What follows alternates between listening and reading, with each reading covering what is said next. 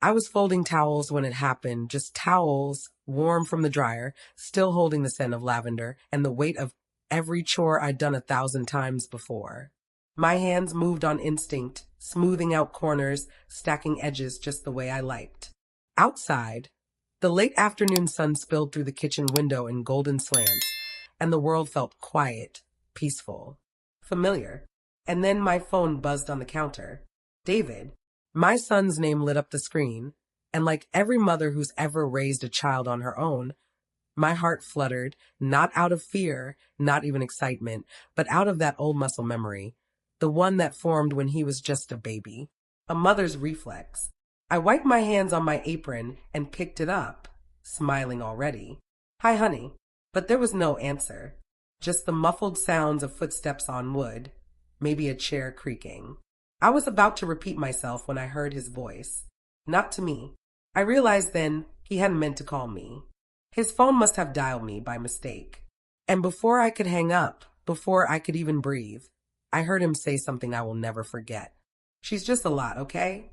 A woman's voice answered, soft, curious, maybe amused. Too much how? You know, always calling, always needing something. She wants to help, but it's like she inserts herself into everything. It's suffocating.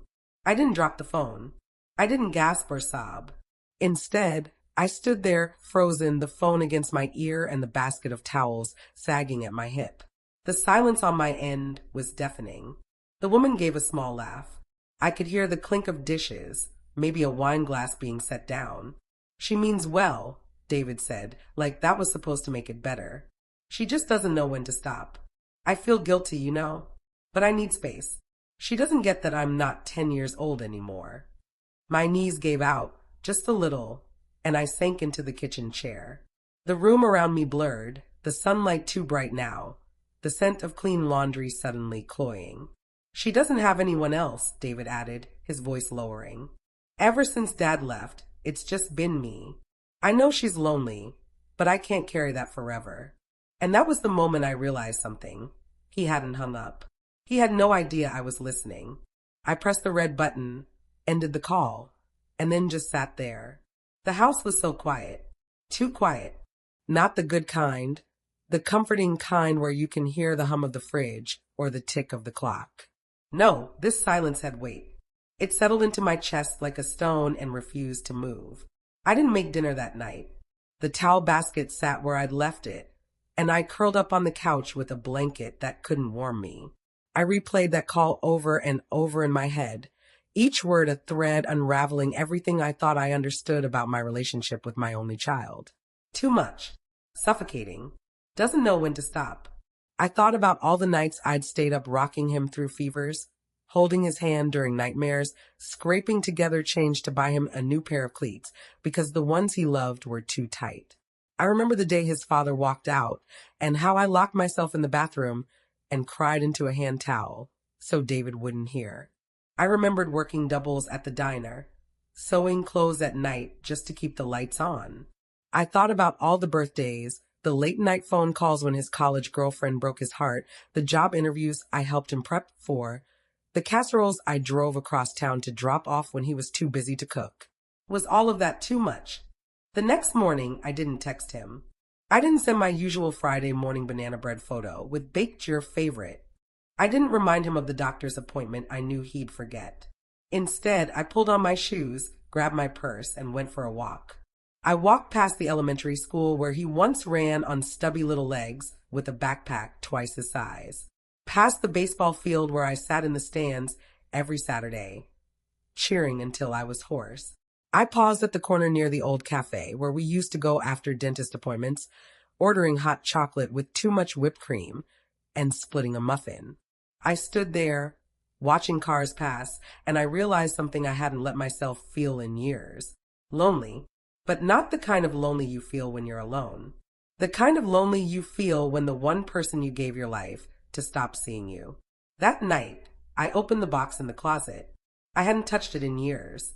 Inside were all the letters his father had sent after he left.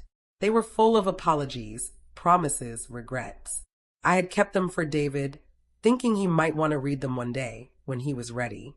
I read each one out loud. To myself, to the silence, to the echoes of what we used to be.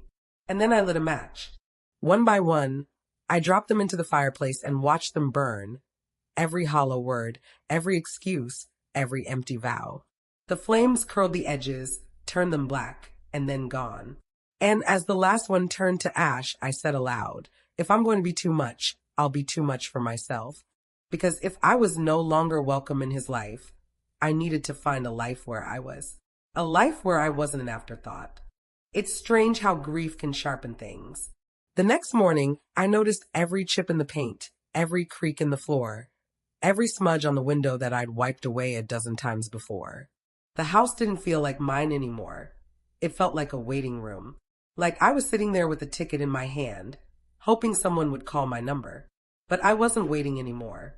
I got up early, earlier than usual. Made a full breakfast, eggs, toast, and bacon just the way I like it.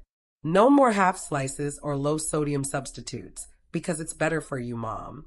I poured my coffee strong and didn't ask anyone if they wanted some. I sat at my little round table, the sun warming my face, and I ate in silence. And for the first time in a long while, that silence felt like mine. David didn't call that day, or the next. I suppose he realized what happened. Or maybe he was too busy. Either way, I didn't reach out. I didn't even check my phone past noon. I took a walk around the neighborhood, the one where I used to push his stroller in wide loops while he napped in the sunshine. I passed Mrs. Delaney's house, where David once broke a window with a baseball and cried for hours thinking we'd never forgive him. I remember kneeling beside him, his scraped up knees trembling and promising, we'll always figure it out together, baby. Always. But that was a different boy, and I was a different woman. That afternoon, I pulled out a blank notebook from the drawer. The one with a soft blue cover, a gift from a coworker years ago when I retired. I'd never used it. It felt too nice for grocery lists and recipes. But now I opened to the first page and wrote in bold, shaky letters the new rules. Rule 1, I don't beg to be loved. Rule 2, I don't apologize for caring. Rule 3, I will not be ashamed of my heart. I paused, pen still in hand as tears welled up, but they didn't fall. Instead, I smiled. A small, tired smile, but real. Because I knew what was coming. Not a dramatic confrontation. Not some televised moment of reckoning. No, what was coming was harder. Slower. It was change. The next week, I started doing little things for myself. I bought a new cardigan in a wild shade of plum. I changed my ringtone to something that made me laugh. I even took the recipe book David and I used to write in together and tucked it away in the back of the cabinet, not out of anger, but because I needed space too. And then on Thursday, my neighbor Evelyn knocked on my door. She brought me a pot of soup and that easy smile she always had, the kind that makes you feel like your worries just got a little bit lighter. You doing okay? She asked, handing me the pot. You look different. I told her about the call. Not every word, not every detail, just enough. She didn't gasp. Didn't say, I'm sure he didn't mean it. She just nodded, pulled her shawl a little tighter, and said, sometimes, sweetheart, the worst part isn't being betrayed. It's realizing how long you've let it slide. We sat on the porch and ate soup straight from the pot with 2 mismatched spoons. The wind rustled the trees, and for a few hours, I didn't feel like a burden. I felt like a person. That night, David finally called. I let it ring twice before answering. Hi, Mom, he said, his voice careful. Listen, I think I called you by accident last week. I didn't mean. I know, I said. He hesitated. You okay? I'm getting there. He was quiet. I didn't mean for you to hear that. But you said it, I replied. And I heard it. And now I'm going to do something with that truth. Like what? He asked.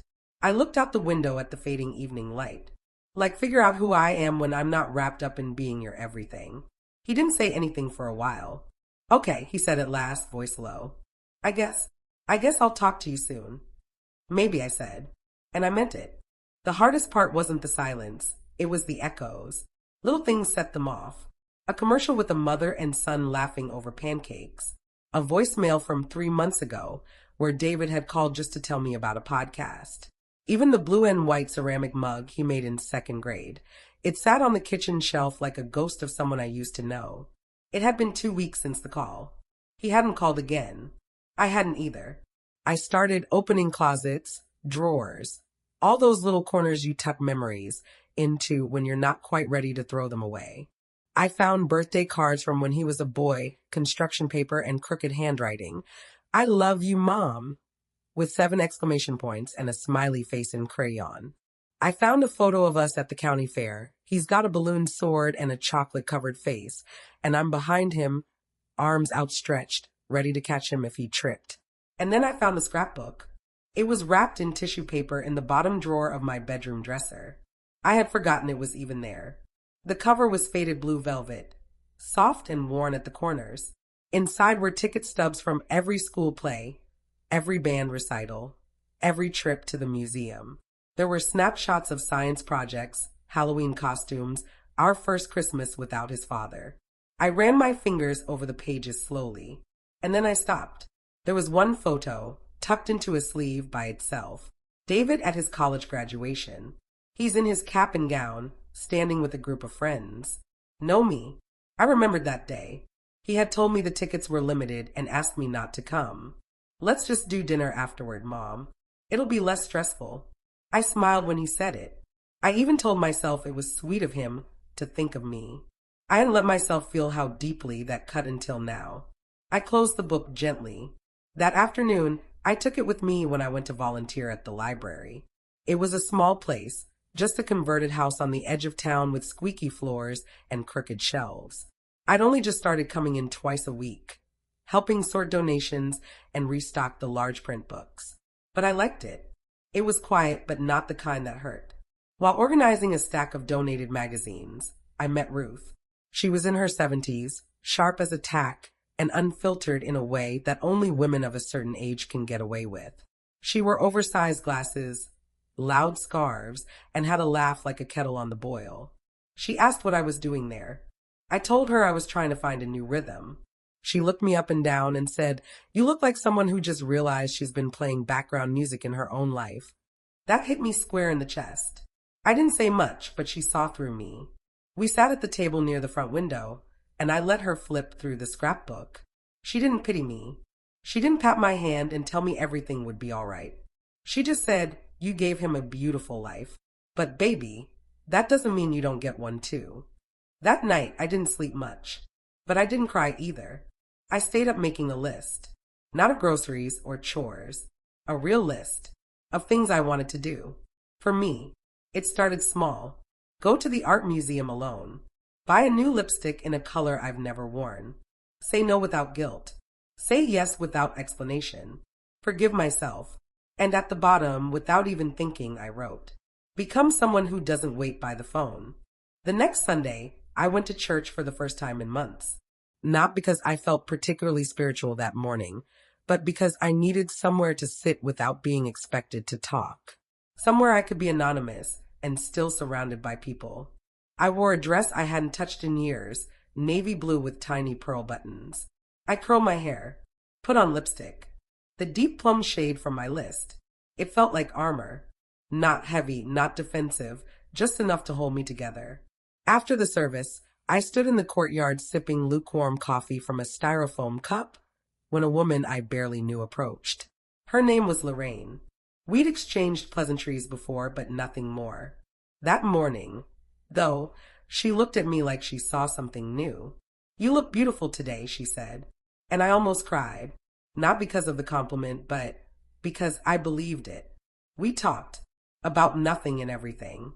She invited me to a book club. "Low stakes," she said with a wink.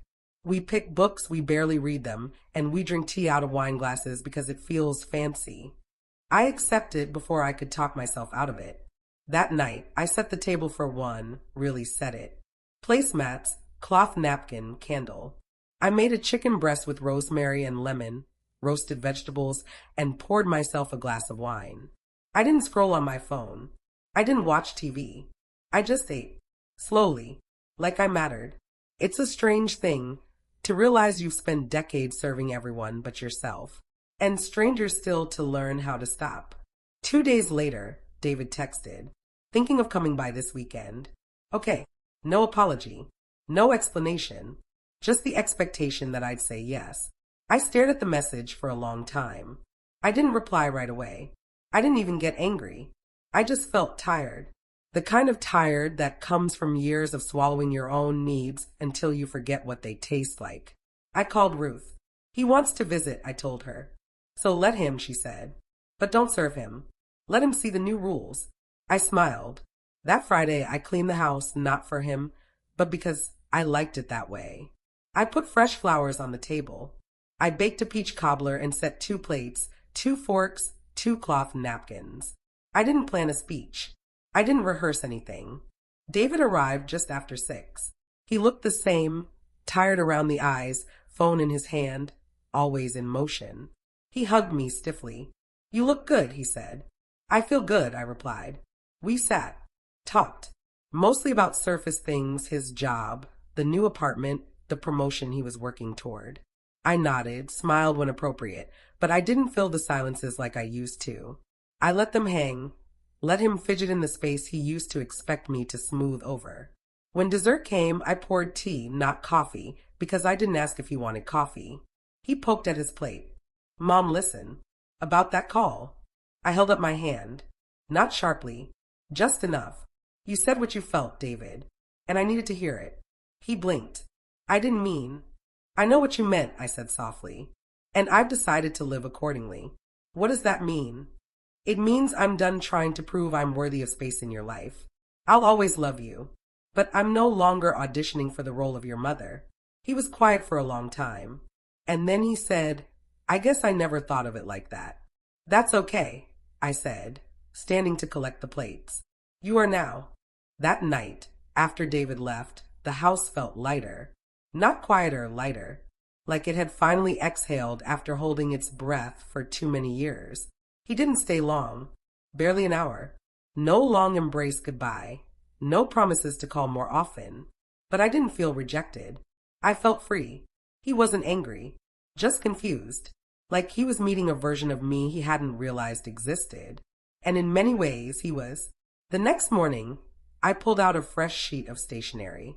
The nice kind, cream-colored with a floral border I used to save for birthday notes or thank you cards. And I began to write a letter I never planned to send. Dear David, you were my world. And that was the problem. I gave you every ounce of my heart, every breath of my purpose, every hour of my best years. I did it out of love, not duty, not guilt, not because I had to, because I wanted to. But somewhere along the way, I forgot that I was supposed to be a person, too. I became a role, a background character. I stopped raising you and started revolving around you. And the hardest thing to accept is that you let me. I don't blame you, not fully. I take responsibility for never showing you that love doesn't have to be self-erasure. I wanted you to feel secure, so I made myself invisible. I wanted to protect you from pain, so I never showed you mine. But I need you to know that I am a woman, not just a mother. I love music. I used to play piano once, before the keys got dusty and the to-do list got long. I love sunrises more than sunsets. I hate olives. I used to dream of living by the ocean. And I've been afraid every day since your father left. But I never let it stop me. You don't know those things. And that's okay. But I do. And I'm going to start living like I matter to myself. Love. Mom. I folded the letter and tucked it into the drawer of my nightstand. Not to forget it, but to remember it existed. A declaration of sorts. A reminder. That week, I went to Lorraine's book club. I wore earrings I hadn't worn in years. Small gold hoops that made me feel like someone who still had places to go. We didn't talk about the book much. We laughed more than we read. And for once, no one asked me about David. They asked about me. Later that night, curled up on the couch, I got a message. Not from David, but from Ruth. It said, "How did it go? Did he see the woman in front of him? Or just the shadow he left behind?" I replied, "He saw a flicker. That's enough for now." The next morning, I woke up early, made a cup of coffee just the way I like it, and started planning a weekend trip. Just me. No need to ask permission. No need to wait for someone else's schedule. The ocean, maybe. Or the mountains. somewhere with a view I chose for myself, because I was done living small in a life I built large for someone else. I booked the trip before I could talk myself out of it, 2 nights at a little inn by the coast. The kind with white rocking chairs on the porch and the smell of salt in the air. I hadn't been to the beach in nearly 10 years, not since the last family vacation before David moved out. Back then, I packed everyone's bags, planned the itinerary, made sure the snacks were healthy, the sunblock packed, the hotel clean, and close to town. This time I packed light. 2 dresses, a cardigan, a book I'd been meaning to read for years. No schedule, no expectations, no one else's preferences. The drive was quiet, not lonely, peaceful. I rolled down the window halfway through and let the wind tangle my hair. When I arrived, I stood on the porch of that inn for a full 5 minutes, just breathing, just being. My room overlooked the dunes. You could see the water in the distance, glimmering like it was alive. I left my suitcase by the bed, kicked off my shoes, and walked barefoot down the sandy path. The ocean was loud and unapologetic. It didn't ask me how I was feeling. It didn't expect anything from me. It just roared and breathed and existed, and for the first time in years, I felt like I had permission to do the same. I stood at the edge of the surf, letting the water rush over my toes, and I thought about all the years I'd spent waiting to be noticed. All the ways I'd made myself smaller, so others could shine brighter. And I realized something so simple, it felt like a revelation. I was never meant to disappear. That night, I ate dinner alone at a seafood shack with paper menus and sticky tables. The waitress called me darling and asked if I wanted dessert just for fun. I said yes, to the pie and to everything else that used to feel out of reach. Back in my room, I watched the sunset from the porch rocker, wrapped in a borrowed blanket from the inn. I checked my phone once, no messages. And for the first time, that didn't feel like an insult. It felt like space. Space to dream. Space to grow. The next morning, I woke up early and sat on the porch with a steaming mug of hotel coffee. I wrote in my notebook, not about David this time, but about me. The things I wanted to do. The people I wanted to meet. The woman I was becoming. It was then that a thought landed gently, like driftwood washing ashore. Maybe this wasn't about getting David to see me differently. Maybe it was about seeing myself differently first. And just like that, I decided I wasn't going back to the version of life where I waited to be chosen. Because I already had someone who could choose me. Me. When I returned home from the coast, something felt off. Not wrong. Just misaligned. Like my life was wearing clothes that no longer fit. The house was still clean, the curtains still drawn just how I liked them, but everything inside felt quieter, not the kind of quiet you fill with noise, but the kind you notice because you finally heard something else. Peace. I set my bags down and walked through each room, letting my fingers trail over the surfaces like I was saying goodbye to an old version of myself. The woman who once rushed from room to room picking up after everyone, making sure the world stayed in order. That woman had left town and come back changed. That night, I cooked a simple dinner and poured a glass of wine. I didn't turn on the television. I sat in the dining room, just me and my thoughts. A storm moved in around sunset, and I watched it from the window, thunder rumbling in the distance, lightning flickering like a warning or a promise. I couldn't tell which. The next day I started cleaning, not tidying, not organizing, but purging. The kind of cleaning you do when your soul is ready to let go. First, the drawer full of birthday cards I'd saved from David over the years.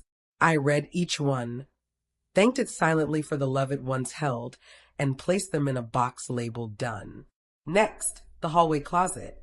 I donated 3 coats I hadn't worn in 5 years, 2 sets of sheets I'd held onto just in case, and every single mug that didn't make me smile. In the attic, I found the baby blanket I brought David home in. I folded it, kissed it, and placed it in the same box as the cards. Because love doesn't mean clinging. Sometimes it means remembering and then making room for what's next. It wasn't about bitterness. It wasn't about revenge. It was about release. On Thursday, the phone rang. David. I let it ring twice, then answered. Hi, sweetheart. Hey, Mom. You free this weekend? I thought we could get lunch. I smiled, not the eager, hopeful smile I used to wear like a badge, but a soft, thoughtful one. I can't this weekend, I said, but maybe next. Oh, okay. There was a pause. You doing something fun? He asked. Yes, I said, with no further explanation. Because I didn't know one. Because being just mom wasn't my only role anymore. After we hung up, I made myself a cup of tea and sat down with my notebook. I wrote a new rule. Rule 4. I am not responsible for managing other people's guilt. The wind howled outside, but I felt steady. Like the storm could rattle the windows, but it couldn't shake me. I wasn't the woman he thought he knew anymore. And maybe, just maybe, that was the point. I said no to David's lunch invite, and it felt like choosing myself over tradition, over guilt, over habit. That Sunday, instead of meeting him at our usual diner, where I'd have likely picked at my salad while he scrolled his phone, I went to a community art fair downtown. It was something I'd always meant to do, but never had the time. Isn't it funny how often time becomes an excuse when really, it's permission we're waiting for? I wore the plum cardigan again, the one that made me feel bolder than I usually was. I wandered the stalls, touched hand-woven blankets, and thumbed through old books. I bought a painting, a small canvas of a sunflower, edges rough, colors wild. It looked like how I felt, not perfect but fully alive. That afternoon, I ran into Lorraine and Ruth. They were sipping lemonade, arguing over whether a sculpture was art or scrap metal. When they saw me, they made room like I belonged there. And I did. Later, while we sat on a bench watching a group of kids dance awkwardly to street music, Ruth leaned over and said, "You're different." I smiled. "I'm healing." "No," she said, shaking her head, eyes twinkling. "You're blooming." It took my breath away, that word. Blooming. I'd been so busy surviving, I forgot what growth looked like. That evening, I came home to a voicemail. David. His tone was lighter than I expected. "Hey, Mom. I saw this book today at the store. Thought of you. I didn't buy it. Wasn't sure if you'd already read it, but I snapped a picture. Sending it now. Also, I hope you're okay. Talk soon." It wasn't an apology, but it wasn't nothing. And it didn't need to be more. Because now I was more.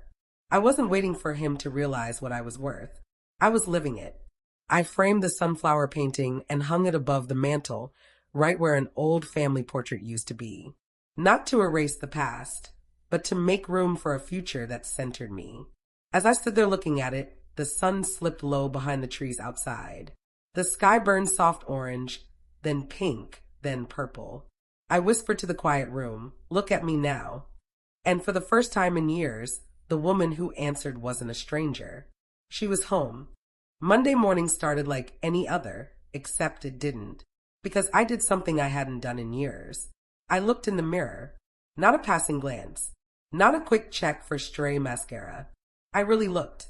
The woman staring back at me had soft lines around her eyes, a few more silver strands than she remembered, and a mouth that had learned how to stay shut in every room. Until now. She wasn't glamorous.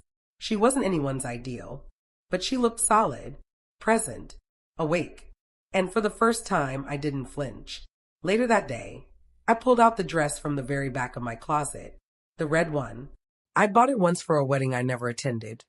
The invitation had gotten rescinded when the bride's mother decided the guest list was too long, and somehow I ended up among the least essential. It still fit. I wore it to lunch with Ruth and Lorraine. We sat outside a tiny cafe, the kind with chipped mugs and flowers in mason jars. When I walked in, Ruth whistled and said, "Well, damn, if I didn't already like women." I laughed so hard I had to sit down before my knees gave out. Lorraine clinked her glass against mine and said, "To the return of red." We talked about everything and nothing. About movies that made us cry and men who weren't worth the tears. About recipes that failed and family members who forgot birthdays. We laughed until people stared. And we didn't care. On the walk home, my phone buzzed. David again. This time I answered. "Hi, Mom," he said. "So, I've been thinking. Maybe we could have dinner next week? I'd like to catch up. I mean, really catch up." I hesitated. Then, sure. "But you come to me this time." Another pause. "Okay. Yeah, I'd like that." I didn't rush to clean the house. I didn't plan a big meal. When he arrived, I had soup on the stove and jazz on the radio. He looked around like he was seeing my place for the first time, taking it in. The framed sunflower, the red dress draped over the back of a chair, the calm I wasn't pretending to have anymore. You look different, he said. I am, I replied, but I've always been here. You just didn't know how to look. He sat, quieter than usual. We talked, really talked. He asked questions, not just polite ones. He listened, and when he hugged me goodbye, he held on a little longer. After he left, I sat on the porch with a cup of tea, wrapped in my favorite old shawl, the red dress still glowing behind me in the room light. The woman in the mirror had finally stepped out of the shadows, and she wasn't going back in. 6 months. That's how long it's been since I sat in my kitchen and listened to my son describe me as too much. 6 months since I clutched a laundry basket in one hand and my phone in the other and felt something quietly rupture inside me, a clean break, like glass under pressure. Since then, I've lived 100 small lives. At first, I measured time in teaspoons, morning routines, folded dish towels, late afternoon sun on the floorboards. Now I measure it in laughter, long silences that don't sting, and full nights of sleep without waking to the ache of regret. David calls now. Not every day, not even every week. But when he does, he asks how I am and actually waits for the answer. He talks less like a man checking a box and more like someone reaching out to touch something he didn't know he missed. I don't answer every call. Sometimes I'm busy. Sometimes I'm reading. Sometimes I just don't want to, and that's reason enough. One of the most radical things I've learned is that I am allowed to choose myself without apology. Last month, I joined a ceramics class at the community center. It was something I'd mentioned wanting to do for years, but always put off because David had soccer practice, because the house needed cleaning, because dinner had to be made, because someone else always needed me more than I needed me. My first mug looked like a squashed toadstool. The rim was uneven, the handle wobbled, and the glaze ran like melted candle wax. But when I held it, I felt something settle in me. I had made something. With my hands. Just for me. It sits on my kitchen shelf now, next to the good china I used to save for holidays that stopped being celebrated when people stopped showing up. Every morning I write. I sit at the little desk in my bedroom with a mug of strong tea and a soft throw over my lap, and I write. Sometimes it's about the past. Sometimes it's about the way the birds squabble at the feeder like tiny politicians. Sometimes I write about the woman I used to be and the one I'm becoming. I even got a library card again. That first day, when I walked in and smelled the familiar dust and ink of old books, I nearly cried. I wandered the shelves like a child let loose in a candy store, touching the spines of authors I hadn't thought of in years. I checked out 3 books, finished none of them, and returned them a week late. The woman behind the counter just smiled and said, "That's how we know you're really reading." Ruth and Lorraine have become my unofficial sisters. We meet on Thursdays for lunch at the cafe with chip mugs and stained menus. We argue over politics, swap secrets about arthritic knees, and toast our own survival with lemonade and lipstick. We call ourselves the Redemption Girls. A few weeks ago, we took a day trip to the mountains. I wore a wide-brimmed hat that made me look like a character in a Tennessee Williams play. Ruth wore rhinestone sunglasses. Lorraine packed us homemade scones. We laughed ourselves hoarse on the drive up, and on the way back I cried, not from sadness but from fullness, because for the first time in years, I felt like I wasn't just surviving, I was living. Then the letter came. It arrived on a Wednesday. I recognized David's handwriting right away, rounded, slightly messy, like he always rushed to get his thoughts down before they slipped away. It was only a few lines. "Mom, you were never too much. I just wasn't enough back then to see it. I'm sorry. Love. David." I read it 3 times. I didn't cry. I didn't clutch it to my chest like a movie heroine. I just set it gently on the kitchen table, beside my sunflower painting and a cooling cup of tea, because I didn't need that letter to heal. But it was nice, like a soft rain after a long dry season. That night, I went out to the porch. The sky was smeared with dusk, honey and violet, the moon just a smudge above the trees. I wrapped myself in the same shawl I'd worn since winter and sat in the creaky old rocker with the chipped armrest. And I whispered to the night, I'm still here. Not the version of me who tiptoed around other people's comfort. Not the woman who begged for space at her own table. But the one who listens to her own voice now. And that voice, mine, it's clear. It's steady. It's kind. I know now that healing isn't about fixing what broke between us. It's about becoming whole, even if he never fully sees it. Sometimes, peace doesn't come with closure. Sometimes it comes with boundaries and silence, and an armload of library books and a lopsided mug that says, you belong to yourself now. And if there's one thing I've learned since the day I heard my son's voice through a line he forgot to end, it's that I'm not waiting to be chosen anymore. I've already chosen me.